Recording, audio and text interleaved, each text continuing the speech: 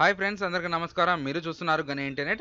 అంగన్వాడీ పోస్టులు అంటూ ఎలా అప్లై చేసుకోవాలి, ఎడ్యుకేషన్ పర్పస్ ఏంది, దీనికి ఎంత అర్హత ఉండాలి, నెక్స్ట్ ఏ విధంగా లిస్ట్ అనేది ఉండాలి, ఎవరికి అప్లై చేసుకోవచ్చు, ఏ విధంగా అప్లై చేయాలి, నెక్స్ట్ ఏ విధంగా అనేది మనం ఫాము ఎక్కడ ఇవ్వాలి, దీని మార్కులు ఎన్ని ఉంటే ఎన్ని వస్తాయి, డిప్లొమా వాళ్ళు అప్లై చేసుకోవచ్చా, పెళ్లి కానని వాళ్ళు అప్లై చేసుకోవచ్చా, ఈ అప్లై చేసుకునే విధానం ఎలా ఉంటుంది అనే దాని గురించి కంప్లీట్ ఇన్ఫర్మేషన్ అంతా ఈ రోజు ఈ వీడియోలో తెలుసుకుందాం. ఎవరైనా మన ఛానల్ ఫస్ట్ టైం చూస్తున్నట్టే సబ్స్క్రైబ్ చేసుకోండి, పక్కన బెల్ ఐకాన్ క్లిక్ చేయండి. ఇందిరా మిల్లుల గురించి, రేషన్ కార్డుల గురించి, గవర్నమెంట్ జాబ్ల గురించి ప్రతి దానికి సంబంధించిన అన్ని వీడియోస్ అయితే మన ఛానల్ రావడం జరుగుతుంది. అలాగే ఈ వీడియో కంటూ ఒక లైక్ చేయడం ద్వారా తెలియని వాళ్ళకి తెలియపరిచినట్టు అవుతుంది. అలాగే లైక్ చేయడం ద్వారా మనకి కూడా ఉన్నట్టయితే మనకి ఈ ఫామ్ అనేది ఈ విధంగా ఉంటుంది.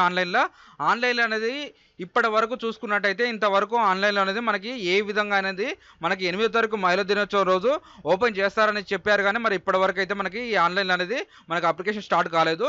ఆన్లైన్ ఫామ్ అనేది ఈ విధంగా ఉండడం అయితే జరుగుతుంది. మీరనేది ఆన్లైన్ వచ్చిన తర్వాత మీ మొబైల్లో మీరే ఈ విధంగా అనేది అప్లై చేసుకోండి. నేను ఆన్లైన్లో వచ్చిన తర్వాత మళ్ళీ వీడియో చేయడం జరుగుతుంది. జస్ట్ మీకు ఎగ్జాంపుల్ కోసం అనేది ఈ వీడియో చేయడం జరుగుతుంది.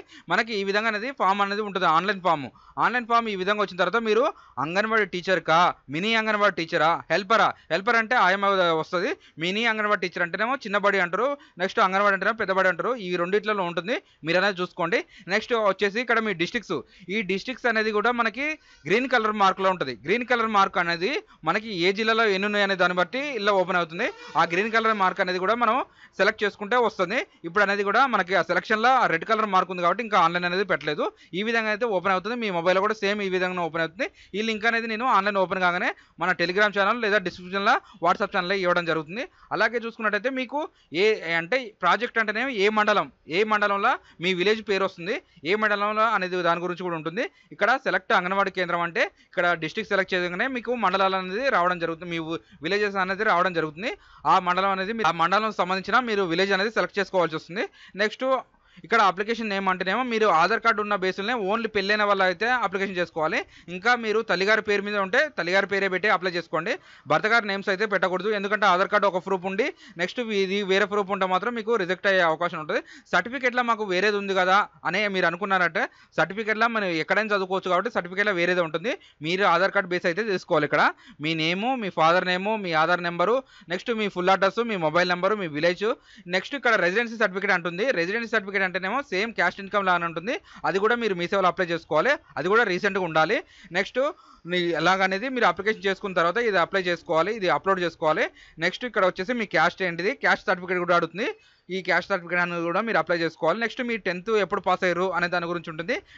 10th క్లాస్ డీటెయిల్స్ అనేది అడిగి మీరు అప్లై అనేది చేసుకోవాలి. ఇది 10th క్లాస్ అనేది కూడా ఇంతకుముందు ఏమో ఆయమ్మలకేమో 7th క్లాస్ ఉండే, టీచర్లకేమో 10th క్లాస్ ఉండే. ఇప్పుడు అనేది మార్చడం జరుగుతుంది కాబట్టి మనకి రీసెంట్గా ఆన్లైన్ రాగానే నేను అయితే వీడియో చేయడం జరుగుతుంది.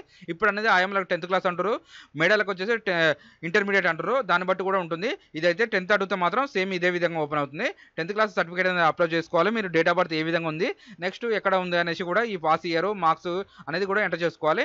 మీకు ఇక్కడ క్వాలిఫికేషన్ ఏంది, హైయర్ క్వాలిఫికేషన్ ఉన్నా కూడా ఇక్కడ పెట్టుకోవచ్చు. డిగ్రీ, ఇంకా పోస్ట్ గ్రాడ్యుయేట్, ఇంకా ఇంటర్వ్యూ ఏదైనా మిగతా సంబంధించిన మీరు ఏది చదువుకున్నా కానీ ఇక్కడ అనేది మెన్షన్ చేసి దానికి సంబంధించిన ఆ సర్టిఫికేట్ కూడా అప్లై చేసుకోవచ్చు. నెక్స్ట్ ఇక్కడ వచ్చేసి మీకు ఇలాగ అనేది ఓపెన్ కావడం జరుగుతుంది. మీరు ఫస్ట్ ఆప్షన్ అంటేనేమో మీరు అది కూడా అప్లికేషన్ ఫామ్లో ఉంటుంది కాబట్టి నెక్స్ట్ రీసెంట్గా నేను ఎప్పుడు అప్లై చేసుకున్నా కానీ ఆన్లైన్ రాగానే వీడియో అయితే చేయడం జరుగుతుంది. మన ఛానల్ అయితే సబ్స్క్రైబ్ చేసుకోండి.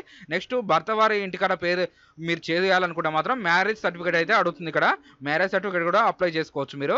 నెక్స్ట్ డిసేబిలిటీ అంటే మీరు ఏమైనా వికలాంగులు ఉంటే మాత్రం ఆ సర్టిఫికేట్ కూడా అడుగుతుంది. అదనేది కూడా ఇక్కడ అప్లై చేసుకోవచ్చు. అప్లోడ్ చేసుకున్న తర్వాత మీరు అనేది ప్రివ్యూ చూసుకొని సబ్మిట్ అనేది చేసుకున్న తర్వాత ఈ ఫామ్ అనేది రావడం జరుగుతుంది.